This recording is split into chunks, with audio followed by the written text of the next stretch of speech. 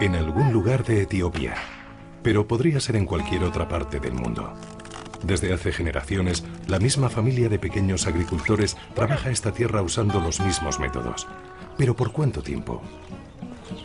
Dentro de poco una compañía europea, saudí o india, se instalará aquí con sus tractores.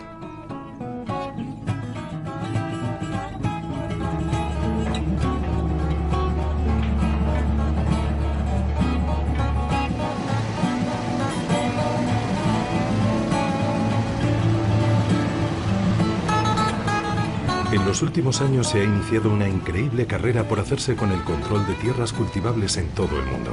Ya han cambiado de manos 20 millones de hectáreas y en los próximos años decenas de millones de hectáreas seguirán la misma suerte.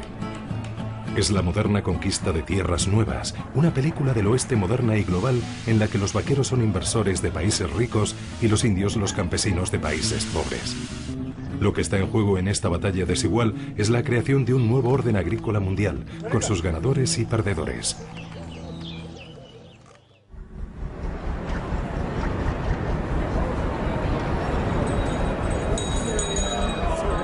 En mayo de 2010, una conferencia sobre inversiones agrícolas reúne en Nueva York por segundo año consecutivo a financieros y especialistas en agricultura globalizada. De un año a otro el número de participantes se ha duplicado. Desde entonces se han celebrado otras conferencias sobre el mismo tema en Londres y Ginebra.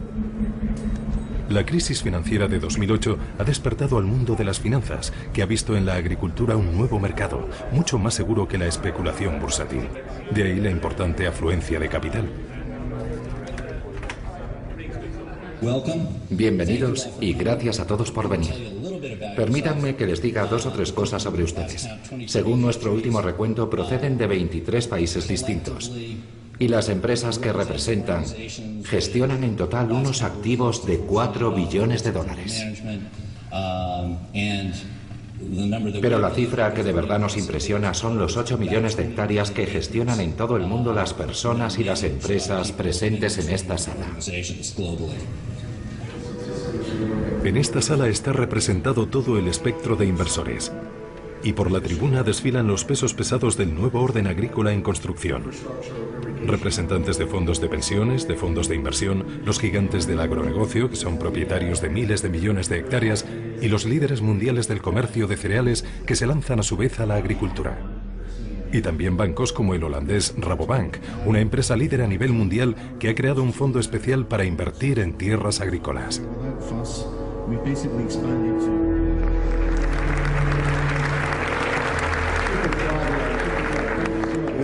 Tan solo llevamos 6 meses operativos y ya hemos recaudado alrededor de 200 millones de euros. Ahora estamos buscando en qué tipo de activos invertir. Durante el descanso, los inversores grandes y pequeños hacen sus negocios que abarcan a todos los continentes.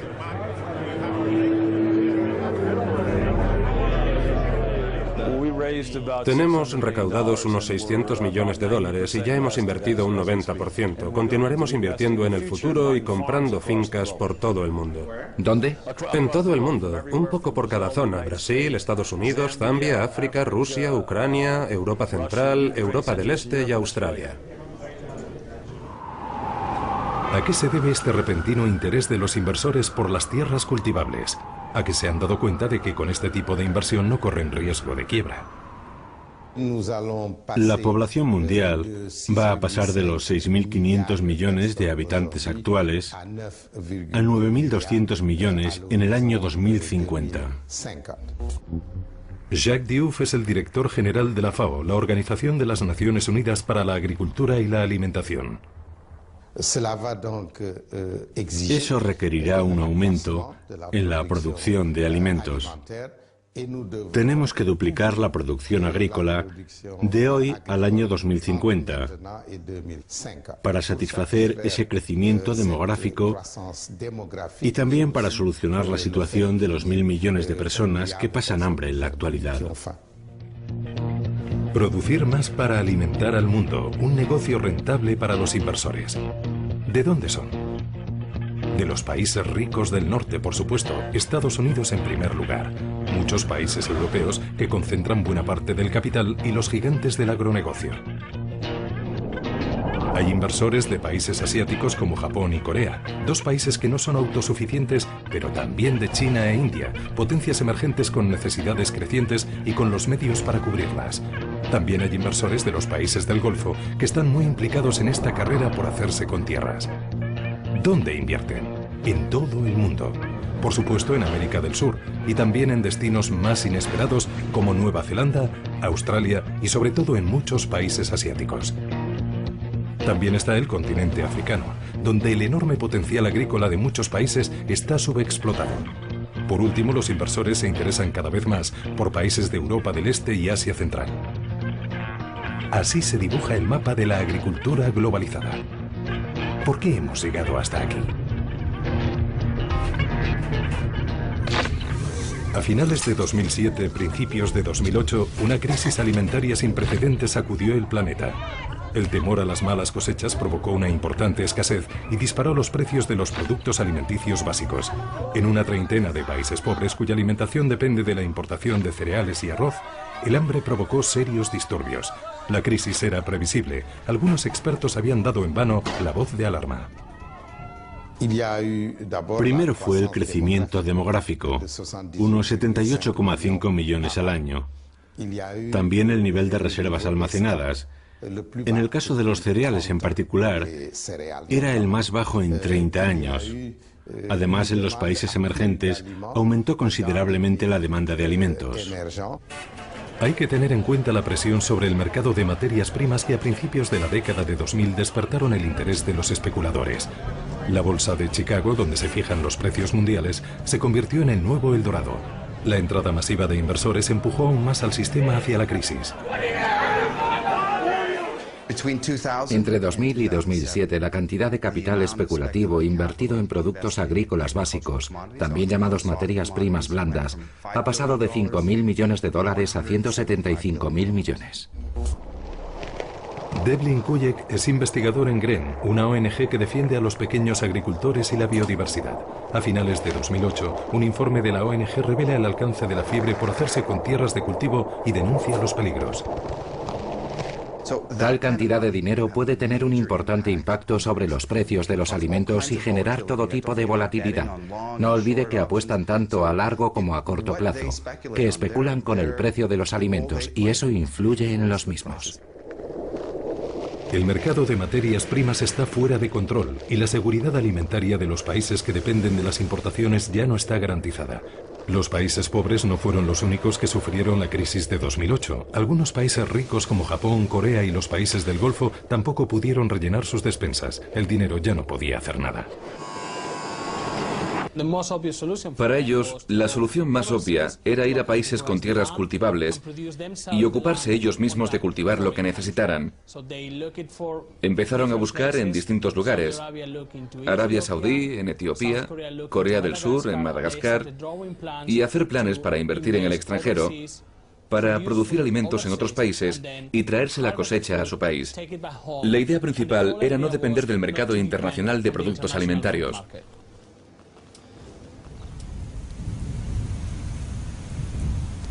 Hay un país que está especialmente involucrado en esta carrera por hacerse con tierras cultivables. A diferencia de sus vecinos, ha conseguido desarrollar una agricultura capaz de alimentar a su población. Gracias a la ayuda tecnológica occidental, al agua del subsuelo y sobre todo al dinero del petróleo, ha llegado incluso a cultivar trigo en pleno desierto.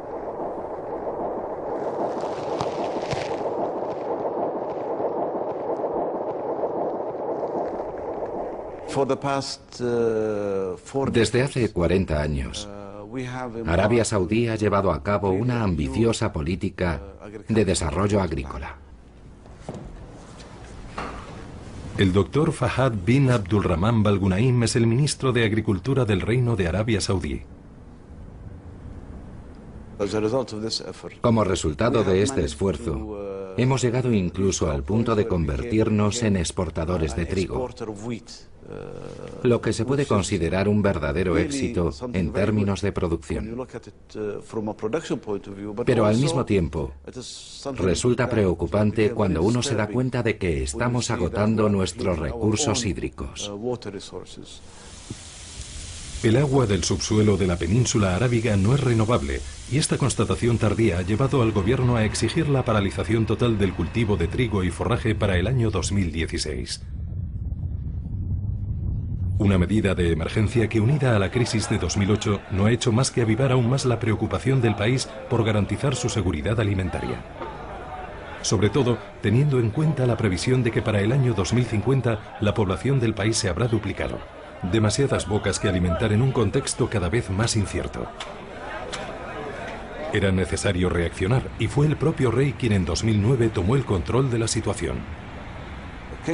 El rey Abdullah, que Dios lo proteja, tomó la iniciativa diciendo: es cierto que las condiciones en nuestro país no nos permiten producir trigo de manera sostenible. No podemos hacerlo, no sería sostenible, y tenemos que detenerlo. Pero si reducimos la producción en Arabia Saudí, debemos trasladarla a otra parte. El rey encomendó la tarea de invertir en el extranjero al sector privado. Para animar a los empresarios saudíes, el gobierno prometió préstamos, instalaciones y beneficios fiscales. Asimismo, destinó $800 millones para la inversión directa en los futuros proyectos. Aunque es difícil saber qué preparan los empresarios saudíes. Se trata de un tema políticamente sensible. Algunos, sin embargo, están dispuestos a hablar. Usama Al-Kurdi es el director general de Agroinvest, una compañía que fundó a finales de 2009.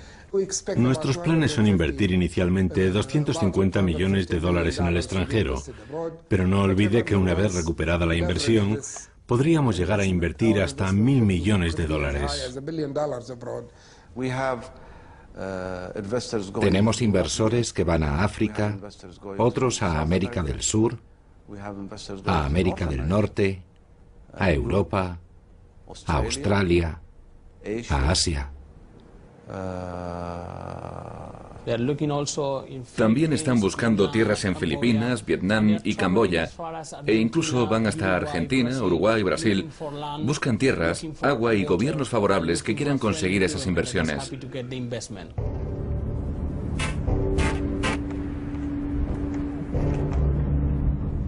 Etiopía es uno de los muchos países que buscan atraer a los inversores extranjeros. También es uno de los más pobres del mundo. En noviembre de 2009 se celebró en el Parque de Exposiciones de la capital, Addis Abeba, una cumbre muy distinta a las demás. De manera excepcional, el anfitrión no es el gobierno etíope, sino el Reino de Arabia Saudí.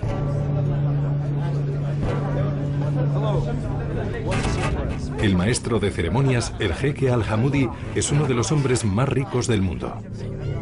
Empresario saudí de madre etíope, tiene numerosos intereses económicos en el país. Queremos crear nuevas formas de hacer negocios juntos entre Oriente Medio, especialmente Arabia Saudí, y los países de África Oriental. Nada menos que 4 ministros del rey Abdullah han viajado hasta allí para recibir en su propia capital al primer ministro etíope, Meles Zenawi.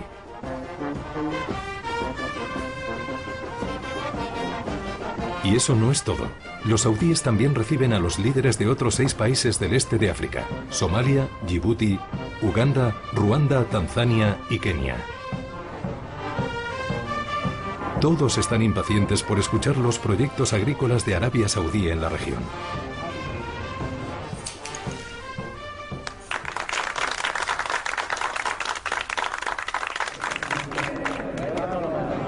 El ministro saudí de Agricultura es quien marca el rumbo.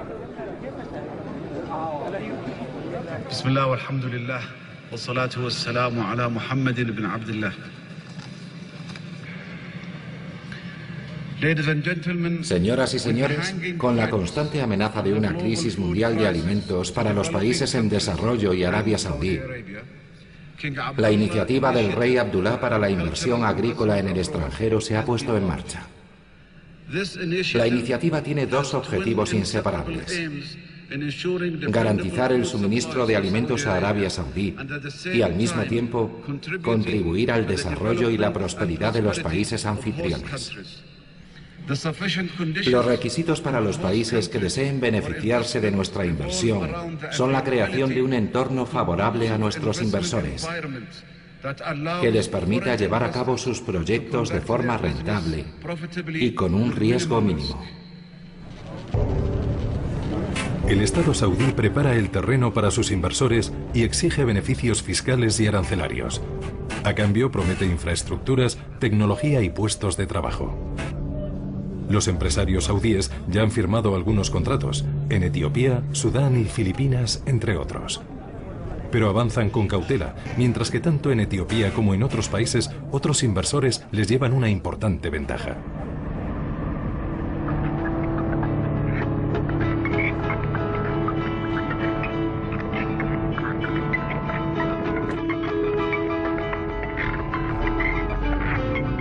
Ram Karuturi es uno de los principales inversores extranjeros en Etiopía. Este indio nacido en Bangalore llegó aquí con su esposa en 2004 con un proyecto original para entonces: cultivar rosas. Antes, en los años 50 y 60, eran las grandes multinacionales europeas y norteamericanas las que monopolizaban los recursos de los países africanos pobres. Era un dominio norte-sur, ahora es sur-sur. Son Arabia Saudí o la India quienes invierten en Etiopía, Argentina o Brasil. Es algo totalmente nuevo.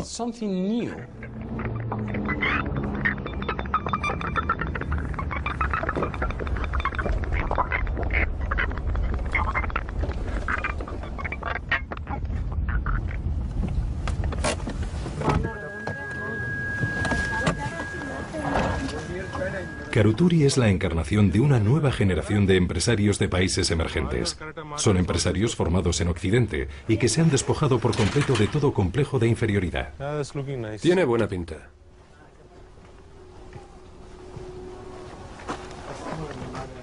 El día de San Valentín de 1995 no pude encontrar rosas para regalarle a mi mujer, así que decidí montar una pequeña explotación en Bangalore. Con el tiempo se convirtió en una gran empresa, todo gracias a ella. En unos pocos años, Karuturi logró levantar un imperio de rosas. Después de construir una primera explotación en Etiopía en 2004, compró otra en Kenia, antes de comenzar la construcción de esta, que pronto le convertirá en el mayor productor de rosas del mundo. Hay que hacer mejor las cosas. Ahí está la diferencia. Esta será la finca de cultivo de rosas más grande del mundo. Estamos construyendo 188 hectáreas de invernaderos, donde daremos trabajo a 6.500 personas, y cuando rinda a plena capacidad produciremos 1,5 millones de rosas al día.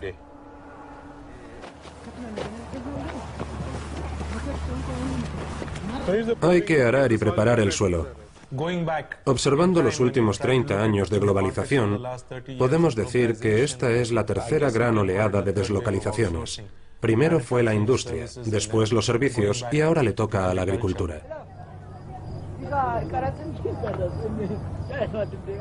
Las excavadoras las traemos de Corea, los invernaderos de Ecuador, el sistema de riego proviene de Israel, los motores de Alemania, las plantas de la India, el plástico de China, el capital es indio y las flores irán a Europa. No creo que se pueda hacer nada mucho más global.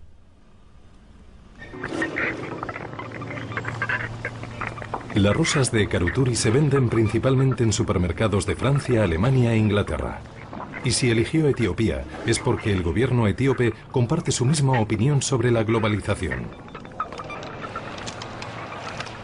En un momento en el que el mundo se ha convertido en una aldea global, no se puede vivir aislado. Hay que formar parte del mundo.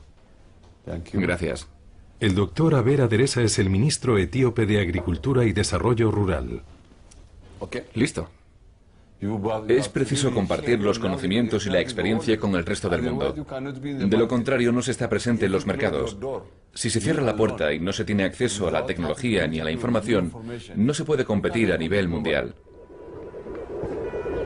En Etiopía el poder se concentra en un solo partido. La prensa y la oposición están silenciadas. Pero en los últimos años el país está en pleno boom económico, con una tasa de crecimiento promedio de un 7% anual. El gobierno de Meles Zenawi, en el poder desde hace 15 años, se lanzó a una política de desarrollo decididamente liberal.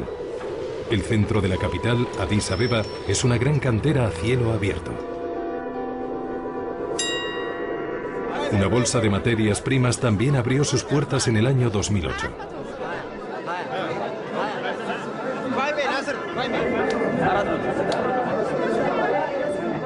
En los últimos años, los inversores extranjeros han desembarcado en masa porque el Estado ha hecho todo lo posible para atraerlos. Los recién llegados pueden crear una sociedad en 4 horas, importar su propia maquinaria sin pagar aranceles y beneficiarse de exenciones fiscales durante un periodo que va de 2 a 7 años para facilitar su instalación. Etiopía está mejorando, está creciendo. Y los inversores nos dicen que hay muchas y buenas oportunidades. Hasta ahora se nos ha conocido por la hambruna, por la guerra civil y por una política económica equivocada, sobre todo durante los años de la dictadura militar. Es el momento de cambiar esa imagen. La elección de Etiopía es un desarrollo basado en su recurso principal, la tierra. El 80% de la población del país se dedica a la agricultura, pero solo se trabaja un 20% de la tierra cultivable. La mayor parte de las tierras se utilizan como pastos. El gobierno quiere explotar este potencial, algo que es mucho más fácil siendo como es el propietario de todas las tierras. Un legado de la dictadura socialista que gobernó el país en los 70 y 80 del siglo XX. ¿Por qué atraemos a los inversores extranjeros? Porque ellos tienen los recursos, es decir, el capital, los conocimientos, la tecnología y la experiencia. Si ellos aportan estos 4 elementos esenciales al desarrollo agrícola, nosotros podemos cambiar nuestra agricultura en poco tiempo. El gobierno ha creado incluso una administración especial para quienes buscan tierras cultivables en Etiopía, la Dirección de Apoyo a las Inversiones Agrícolas. Su director, Esayas Kebede, está inundado de solicitudes. Hemos delimitado, es decir, identificado las tierras que queremos poner a su disposición. Ya hemos destinado casi 1.600.000 hectáreas para los inversores extranjeros. Estas están ubicadas en las provincias de Gambela, Benshangul y en las naciones y pueblos del sur. En los próximos 2 o 3 años, delimitaremos otros 3 millones de hectáreas de tierra en total. Es decir, que tendremos 3 millones de hectáreas de tierra para los inversores. Bien. En la provincia de Gambela, colindante con Sudán, Karuturi ha obtenido de la Dirección General un contrato de arrendamiento de 300.000 hectáreas de tierras cultivables. Después de las rosas, se lanzará de cabeza a la agricultura, con la bendición de los financieros que han invertido en su empresa. Buenas tardes. Nos estamos aproximando al aeropuerto de Gambela. Gracias. El Estado etíope ha concedido a Karuturi la que probablemente sea en la actualidad la explotación agrícola más grande del mundo. Una única finca con una superficie de más de 78 kilómetros de largo y unos 40 kilómetros de ancho. De momento no es más que una vastísima extensión de tierra virgen en una región remota y escasamente poblada. Pero Karuturi está convencido de que de aquí a unos años producirá muchos millones de toneladas de arroz, maíz, azúcar o aceite de palma. No creo que haya una tierra tan buena como esta en la India. Es tierra negra, ¿no? Sí. Cuando andas por encima es como una esponja. Harás el granero de Etiopía. Querrás decir el granero del mundo. Despacio, despacio. ¿Y qué vas a plantar en este campo? ¿Palma para aceite? No, no, arroz, basmati. ¿En serio? ¿Y qué nombre le pondrás? ¿Karumati? No, se llamará basmati y se venderá como arroz basmati. Sé que provocaré un escándalo, pero a veces los escándalos están bien. ¿En serio vas a venderlo como arroz basmati? Por supuesto que sí. Nosotros, los indios, somos los reyes de las falsificaciones. Lo venderé con el mismo nombre que el original.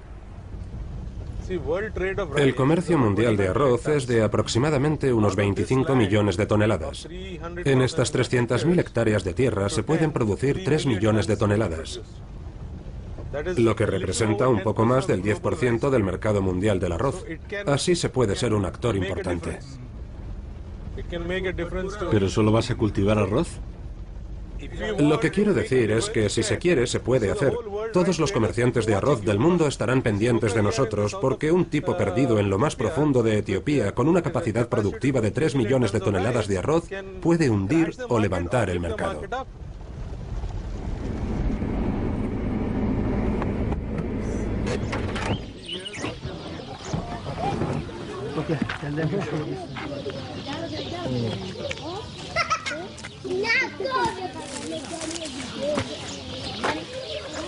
En la explotación de Karuturi hay 4 aldeas. Hasta hace poco, sus habitantes nunca habían visto un extranjero.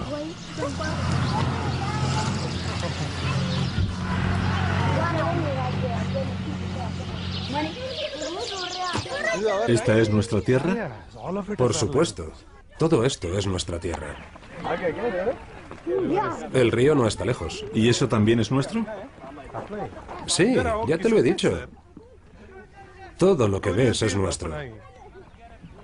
Eso es el semillero. Van muy deprisa, esto no está bien. Hay que tratar de mantener una cierta calidad. En total tenemos 5 millones de plantas de palma de aceite. Ahora estamos en proceso de traerlas hasta aquí, lo que esperamos que nos lleve otros 2 meses. Nos hará falta un semillero que sea 10 veces esto. Desde aquí tiene una vista maravillosa. Fíjese en el meandro que hace el río. Lo que vayamos a exportar lo embarcaremos en pequeñas barcazas hacia el sur de Sudán, el norte de Sudán y a Port Sudán, y de allí al tipo que me lo pague. Vendo a los mercados internacionales. El aceite de palma es una materia prima, ¿no? Así que lo venderemos a las bolsas de materias primas y puede terminar en cualquier parte del mundo. En China, en la India.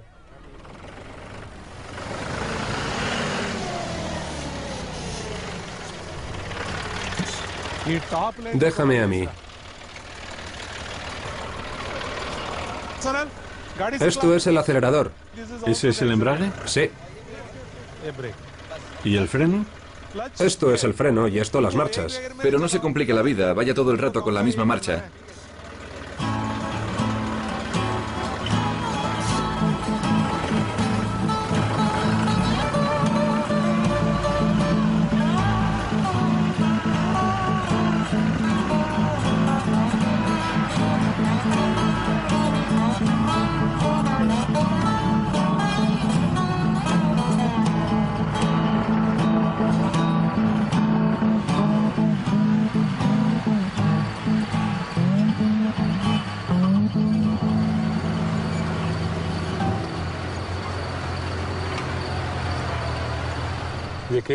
Aquí estamos haciendo historia.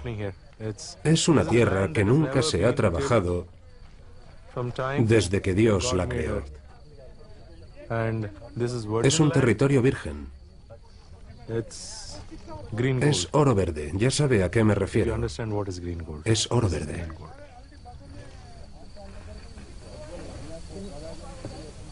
Mi empresa no se detendrá en 300.000 hectáreas. Hace poco empezamos a identificar 1 millón de hectáreas en Sudán. Para el próximo año empezaremos también a trabajar allí. No cultivaremos solo 300.000 hectáreas, sino muchas más. Queremos producir para alimentar al mundo. ¿Y por qué no? Alguien tiene que hacerlo.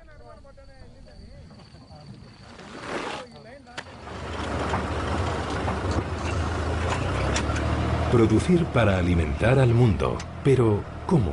¿Y a qué precio? En esta otra finca que el Estado ha alquilado a Karuturi, los tractores se afanan en convertir esta llanura de 11.000 hectáreas en una gigantesca explotación agrícola. Y los campesinos de las aldeas circundantes están un poco perdidos, ahora que los arados han destruido los caminos.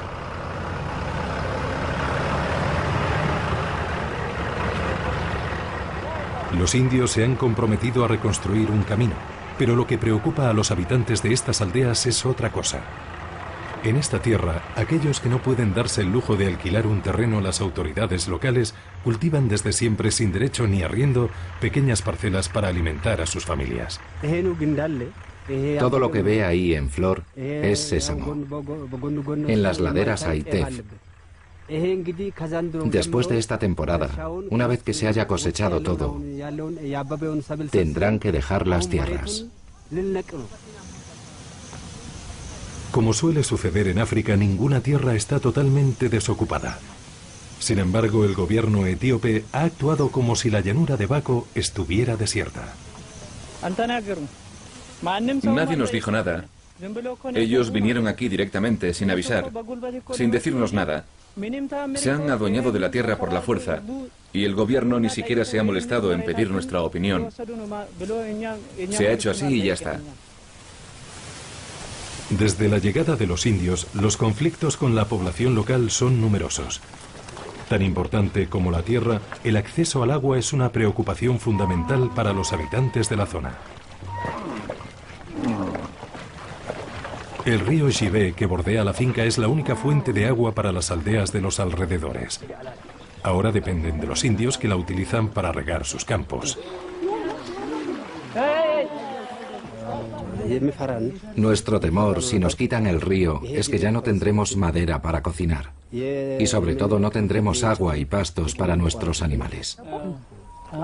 Nuestros animales allá ya están en tierras de los indios. Cuando empiecen a arar, no podrán ir a ninguna parte. Es posible que tengamos que recurrir a las armas.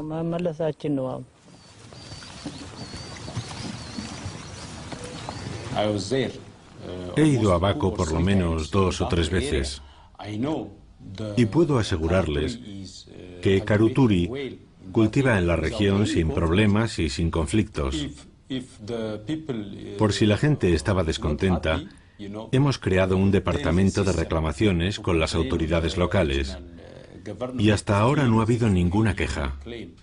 Los del pueblo de Basar se manifestaron y les dijeron que había sido el Estado quien entregó la tierra a los indios y que no tienen nada que reivindicar ni por lo que protestar. Incluso han metido a gente en la cárcel por culpa de esto. Nosotros también tenemos miedo. Miedo de que si protestamos a las autoridades nos metan en la cárcel. Mi sensación es que a partir de ahora ya no tengo tierra. Me la han quitado. No puedo hacer nada.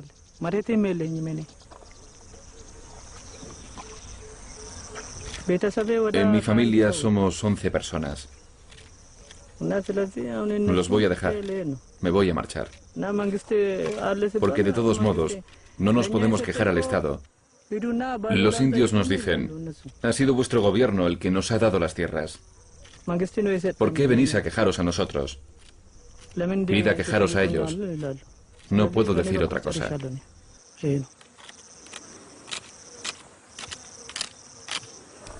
¿Qué peso tienen unos modestos ganaderos frente a los grandes intereses que los superan? A medida que avance la conquista de las tierras agrícolas, millones de personas como ellos podrían correr la misma suerte.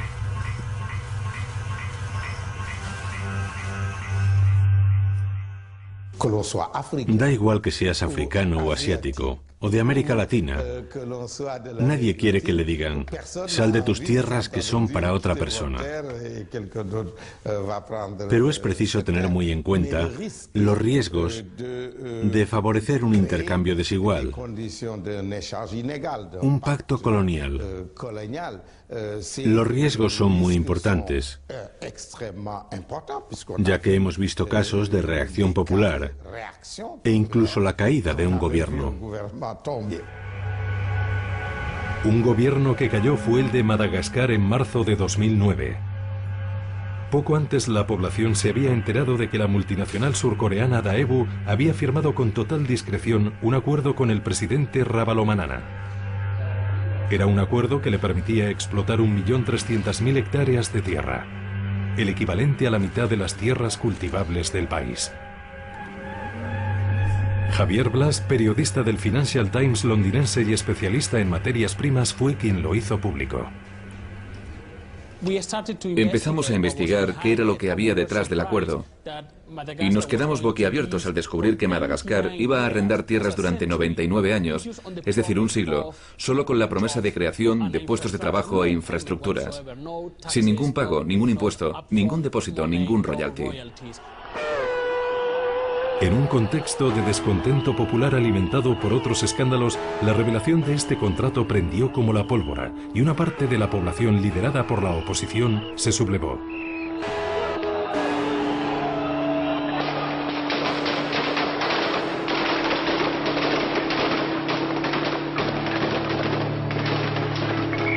Tras mes y medio de manifestaciones y decenas de muertos a manos del régimen, el ejército se unió a la oposición. El presidente Ravalomanana se vio obligado a exiliarse y se anuló el contrato con Daewoo.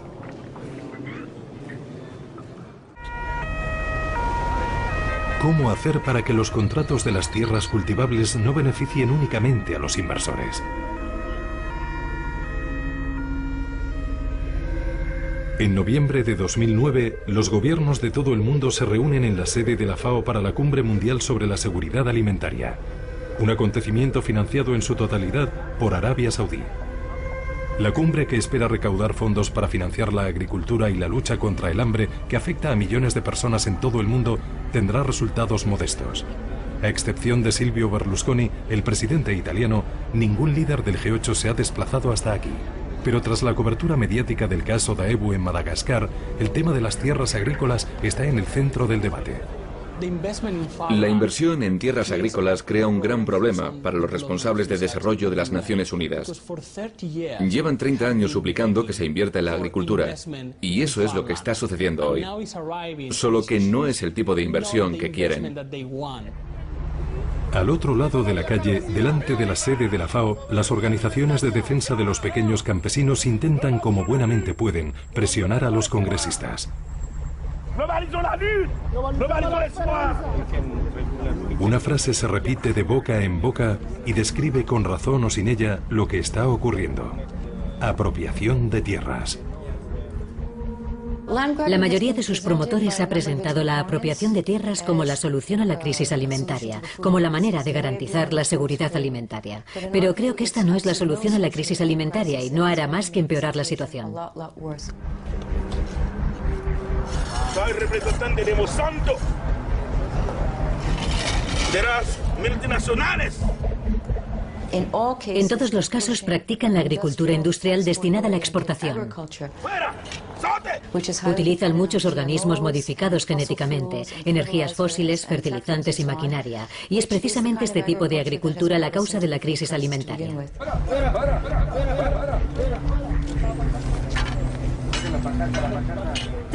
Esta apropiación de tierras tiene que acabar. Y si los gobiernos no hacen nada para detenerlo, lo harán los movimientos populares.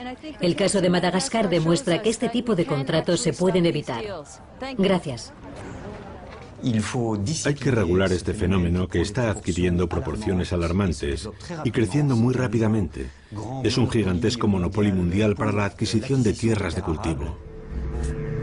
Olivier de Schutter es el relator especial de Naciones Unidas para el derecho a la alimentación. En mi opinión, esto requiere un marco que obligue a los estados a ser más transparentes con las negociaciones, para que las comunidades locales obtengan garantías que aseguren que esas inversiones beneficien realmente al desarrollo humano y no solo al enriquecimiento de las élites locales y las corporaciones multinacionales, que son los principales actores de este gran monopolio.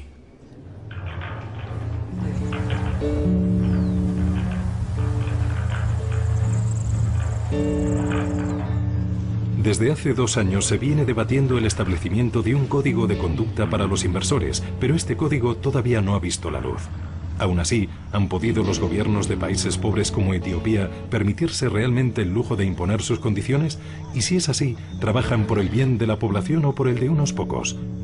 Para averiguarlo, sería necesario tener acceso a los contratos. Pero en eso, ni los estados ni las empresas dan muestras de transparencia. Un contrato para un yacimiento petrolífero o una mina sería así de gordo. Sería un documento larguísimo, muy detallado, con gran cantidad de jerga jurídica para cubrir todas las eventualidades. Sin embargo, algunos de estos contratos sobre las tierras solo tienen 2 páginas. Esta falta de precisión dice mucho acerca de cómo se hacen esos contratos. ¿Cuál es la naturaleza del contrato que ha firmado Ram Karuturi con el gobierno de Etiopía? ¿Se ha comprometido a determinadas contrapartidas, especialmente para la población local? En su oficina, fotos de su plantación en Kenia muestran que ha construido una escuela y un dispensario para los empleados. ¿Qué habrá hecho en Etiopía? En mi contrato no hay nada que estipule algo más allá que la cantidad del arrendamiento.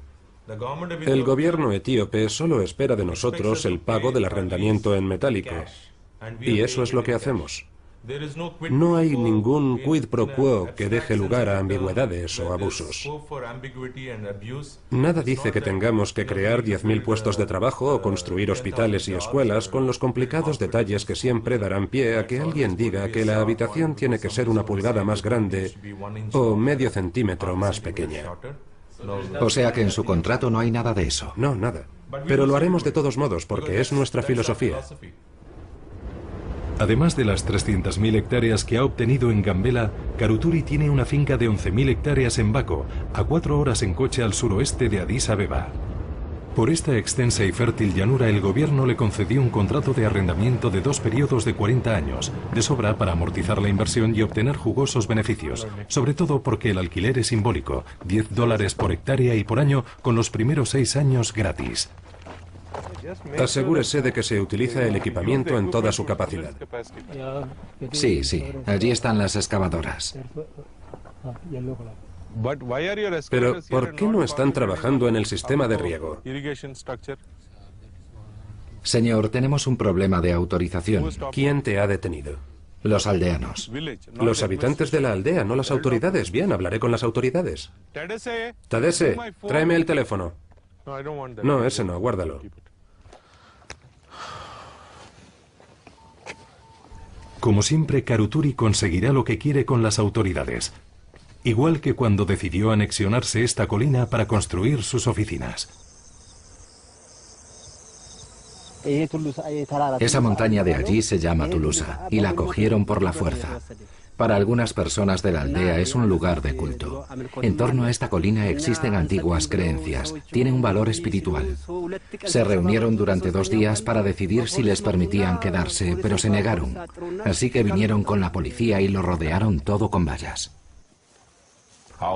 Nuestra estrategia es la industrialización a través del desarrollo agrícola, lo que significa que mediante el desarrollo de la agricultura queremos llegar a la industria. No queremos que el 83% de la población dependa de la agricultura. Queremos reducir el porcentaje de la población que vive de la agricultura al 10 o al 20%.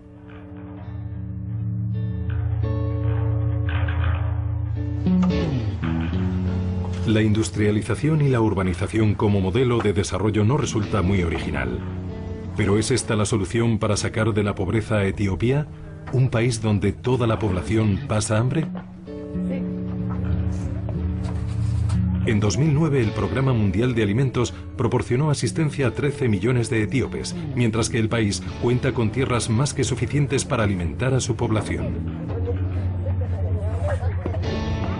El hambre se deja sentir incluso en Bako, a las puertas de la explotación de Karuturi. La mayor parte de los agricultores no tiene los medios para arrendar al gobierno local las tierras que les permita alimentar a sus familias. Algunos cultivan terrenos ilegalmente en la llanura que se asignó a los indios. El señor Okuma tiene arrendada una pequeña parcela, pero con 9 hijos no alcanza a alimentar a toda la familia. Aquí todas las familias reciben ayuda alimentaria, excepto los más ricos. Es para los pobres como yo, como nosotros. Nos beneficiamos unas 200 personas.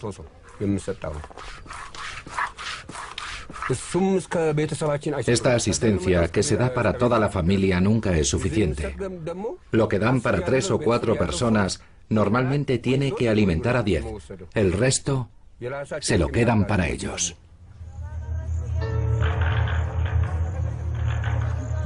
¿Permitirá la masiva afluencia de inversores solucionar el hambre en Etiopía? ¿Sus métodos de producción, el aumento de la productividad y las cosechas servirán para alimentar a la población? En eso también la opinión del gobierno etíope es diferente. Queremos que los inversores extranjeros se concentren en las materias primas para la exportación. La clave es el desarrollo basado en la economía de mercado. Y lo importante es el dinero que recibes del importador. Si tienes dinero, puedes comprar alimentos en cualquier parte del mundo. En el fondo se trata de una historia que no es nueva y que se está reescribiendo en la actualidad, pero el escenario lo conocemos, lo hemos conocido desde el final de la época colonial. Sobre todo los países africanos permanecen en un sistema orientado a producir para exportar y cuya alimentación depende cada vez más de los mercados internacionales. Así pues, creo que es un argumento válido siempre y cuando se pueda predecir la evolución de los precios de los alimentos y que no aumenten de manera brusca. Pero este es precisamente el escenario, junto con el cambio climático, que puede resultar más difícil de verificar.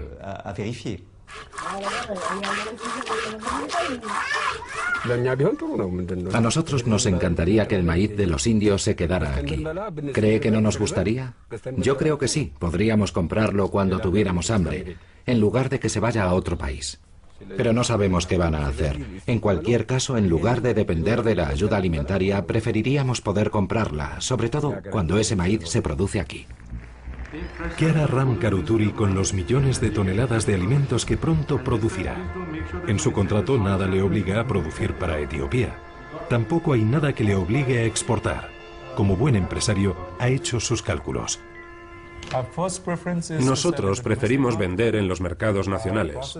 Además del aceite de palma que se destina a la exportación, nuestros cereales se destinan, y seguiremos haciéndolo en el futuro, al mercado regional, sencillamente porque es lo más lógico. A fin de cuentas, es la misma estrategia, obtener el máximo beneficio por cada dólar invertido.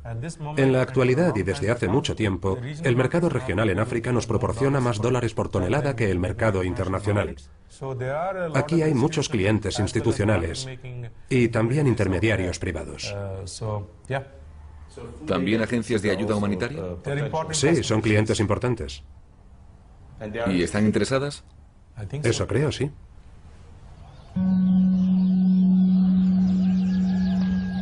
Con el repentino interés de los inversores privados por las tierras agrícolas, un modelo único de desarrollo se está extendiendo en todo el mundo. El de una agricultura basada en la concentración de la tierra en unas pocas manos con una lógica industrial. El de un nuevo orden agrícola liderado por los nuevos actores, más fuertes, más ambiciosos, más motivados.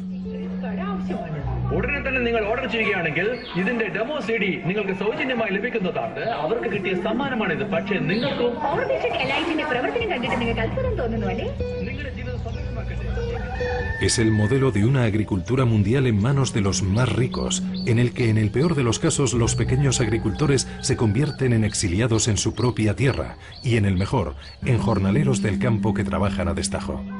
El señor Okuma vino buscando trabajo por primera vez desde la llegada de los indios. Karuturi se ha comprometido a emplear hasta 50.000 personas en sus granjas, pero lo hará imponiendo sus condiciones. ¿Cuánto le pagan?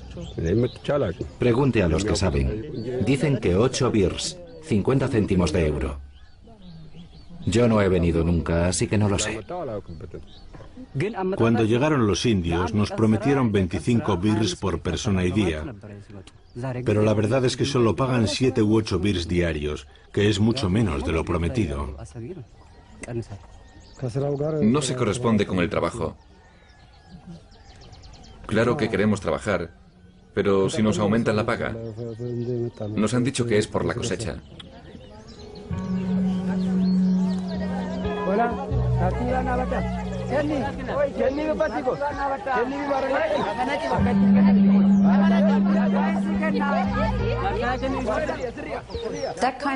Para nosotros este tipo de modelo agrícola y de alimentación es muy peligroso. Está totalmente estandarizado a nivel cultural, es monótono y aburrido, y está controlado a distancia por grandes empresas. Es preciso descentralizar el poder, descentralizar nuestra forma de enfocar el desarrollo y permitir que la gente participe para que las comunidades puedan prosperar y mantener el control de sus recursos. Es la primera vez que recogemos la cosecha en esta finca. Hoy es el primer día de la primera cosecha. ¿Qué esperan? Adelante, empiecen. Hoy en día las necesidades alimentarias del planeta están garantizadas principalmente por pequeños agricultores de todo el mundo. No son las multinacionales las que garantizan la seguridad alimentaria mundial. Creo que eso es un hecho que se debe tener en cuenta. Tú, por aquí. Y tú, ahí. Cámara, diles que se mantengan en línea. Hay que dar prioridad a la pequeña agricultura familiar porque, en primer lugar, es en el campo donde hay pobreza y la clave es no solo producir más, sino también aumentar los ingresos de los pequeños agricultores. De los 1.000 millones de personas hambrientas, más de la mitad son campesinos que hasta ahora no han recibido la atención necesaria de los poderes públicos. Tiene una pinta deliciosa.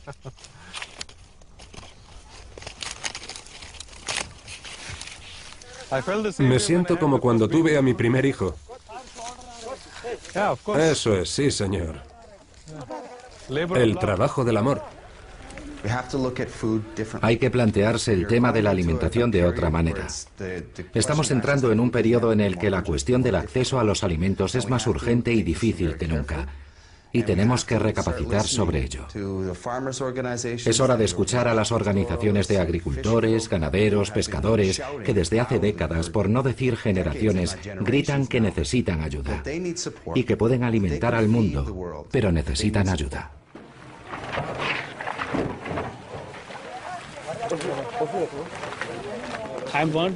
Quiero crear una mentalidad de trabajo. Es lo principal. Les daremos incentivos.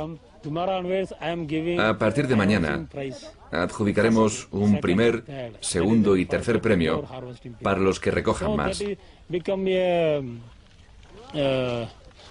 Para crear competencia entre ellos, y esos tendrán su bonificación.